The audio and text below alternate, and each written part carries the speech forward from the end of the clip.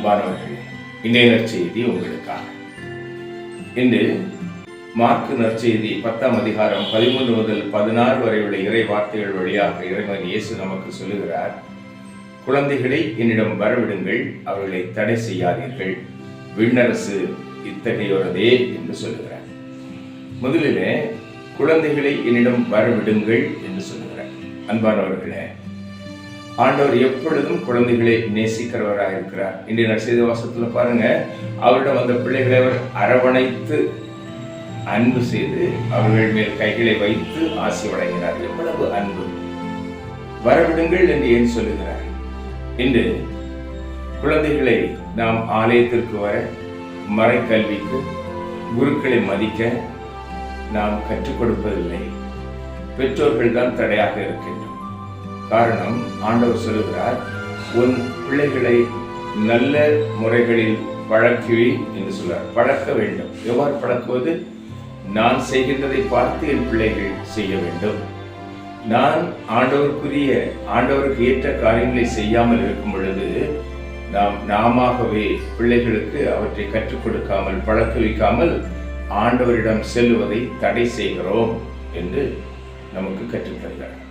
அன்பானவர்களே, நாம் இன்று பிள்ளைகளை குறை கூறுகிறோம். ஆலயத்திற்கு வருவதில்லை, குடும்ப ஜெபத்தில் இருப்பதில்லை, அலைபேசியில் இருக்கிறார்கள் என்று. காரணம் யார்?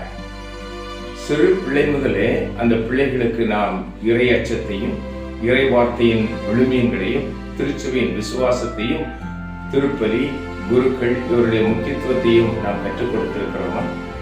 ஆண்டவர் சொல்லுகிறார், என்னிடம் சேர்க்காதவன் சிதறடிக்கிறான் என்று. நாம் பிள்ளைகளை ஆண்டவரின் உறவிலே சேர்க்காமல் போகும் பொழுது அந்த பிள்ளைகளை ஆண்டவரிடமிருந்து தூரத்தில் விலக்கி வைக்கிறோம். நாம் தான் விலக்குகிறோம். எனவே ஆண்டவருக்குரிய காரியங்களை தேடுவதிலும், அவருக்கு ஏற்ற செயல்களை செய்வதிலும் பெற்றோர்களாகிய நாம் முதலிலே முன்மாதிரியாக இருக்க வேண்டும்.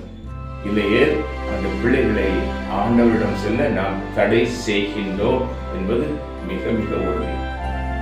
ஆண்டவர் சொல்லுகிறார், இத்தகையோருதான் விண்ணரசு. குழந்தைகளைப் போல மாறாவிட்டால் விண்ணரசு உங்களுக்கு இல்லை. குழந்தைகளைப் போல மாறணுங்கிற ரொம்ப கஷ்டங்க இன்னைக்கு இந்த காலத்துல. காரணம், இன்று முதிர்ந்த பெற்றோரிடம் இருக்கின்ற எந்த குணங்களும் சிறு பிள்ளைகளிடத்திலே காணப்படாது. வெறுப்பு, வைராக்கியம், கசப்பு, பகைமை, ஏற்றத்தாழ்வு, ஜாதி வரி, பொருளாதாரத்திலே பாகுபாடு, இவையெல்லாம் குழந்தைகளிடம் கிடையாது. கள்ளம் கவரற்ற அந்த குழந்தைகளைப் போல நாமும் மாறினால்தான் நிலைவாழ்வு உண்டு என்று சொல்லுகிறார். புரிகிறதா? நாம் ஒப்புரவு அச்சாதலை பங்கெடுக்கும் பொழுது நான் ஏசினேன், பேசினேன், சண்டையிட்டேன் என்றுதான் சொல்லுகிறோமே தவிர, என்னிலே அகந்து இருக்கிறது, நான் கோபக்காரியாக இருக்கிறேன், நான் இந்த எண்ணம் என்னிலே இருக்கிறது, ஏற்றத்தாழ்வு பார்க்கிறேன், ஜாதி பார்க்கிறேன் என்று யாராவது பாவ அறிக்கை செய்கிறோமா? எனவே இந்த பாவங்களை ஒப்பு கொடுத்து சிறு பிள்ளைகளைப் போல மாறி நிலை வாழ்வை சுதந்திரித்துக் கொள்வோம். இதை முதல் வாசகத்துல பாருங்க, யாக்கோபு 5ஆம் அதிகாரம் 13 முதல் 20 உள்ள இறை வார்த்தைகளிலே, நோயிற்றிருந்தால் திருச்சபையின் மூப்பர்களிடம், அதாவது குருக்களிடம் அழைத்து வாருங்கள், அவர் எண்ணெய் பூசி ஜெபிப்பார், பாவங்கள் மன்னிக்கப்படும், நோய் குணமாகும் என்று. நமது தேவைகளுக்காக மாத்திரம் குருக்களை நாடாமல் குருக்களுக்கு உரிய மரியாதையை நாம் செலுத்த வேண்டும். அவர்களுக்கு நாம் நன்றி கடன் உள்ளவர்களாக இருக்க வேண்டும்.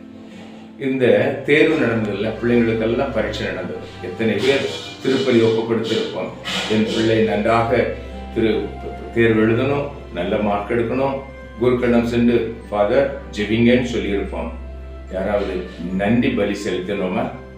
குருக்களிடம் அழைத்து சென்று, ஃபாதர் நீங்க ஜெபித்தீங்க, ஆண்டவர் ஆசீர்வதித்தார், இந்த பிள்ளையை நல்ல காலேஜுக்கு போகணும், நல்லா படிக்கணும், எங்களை ஜெபிங்க, ஆசீர்வதிங்கன்னு சென்று குருக்களை சந்தித்தோமா? இந்த பழக்கங்கள் தான் நமது பிள்ளைகளுக்கும் பழக்க வைக்கின்றோம். அப்போ நமக்கு ஒரு தேவை என்றால் குருக்களிடம் செல்ல வேண்டும், திருப்பலி ஒப்புக் கொடுக்கணும். நாம் அந்த ஆசிரியை பெற்ற பிறகு குருக்களிடம் சென்று அவர்கள் வழியாக ஆண்டவருக்கு நன்றி செலுத்தணும். இந்த பழக்கங்களை எல்லாம் கற்றுக் கொடுக்கணும். எனவே குடும்பங்களில குடும்ப ஜெபம், ஜெபமாலை, விவிலிய வாசிப்பு, பாவசிங்கர்த்தனம், முழு திருப்பலி இவைகளை நாம் கடைபிடிக்கும் பொழுது நமது பிள்ளைகளும் கற்றுக்கொள்வார்கள், அவர்கள் ஆண்டவரிடம் வருவார்கள், ஆசீர் பெற்றவர்களாக இருப்பார்கள். ஜெபிப்போமா.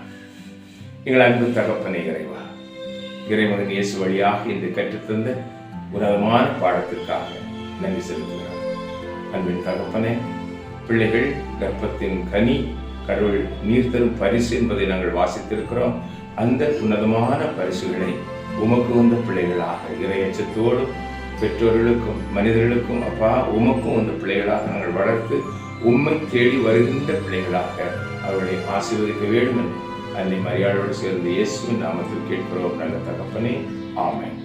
அன்பானவர்களே, பிள்ளைகளை ஆண்டவரிடம் செல்ல விடுங்கள், அவர்களை பழக்குவீங்கள். நாமும் ஆண்டவரிடம் உன்னதமான திருப்பலியில பாசிங்கத்தில குடும்ப ஜபத்துல திரு ஜபமாலை வழியாக இணைந்திருப்போம். இந்த நாளையும் இனிய நாளாக்குவோம். ஆமென்.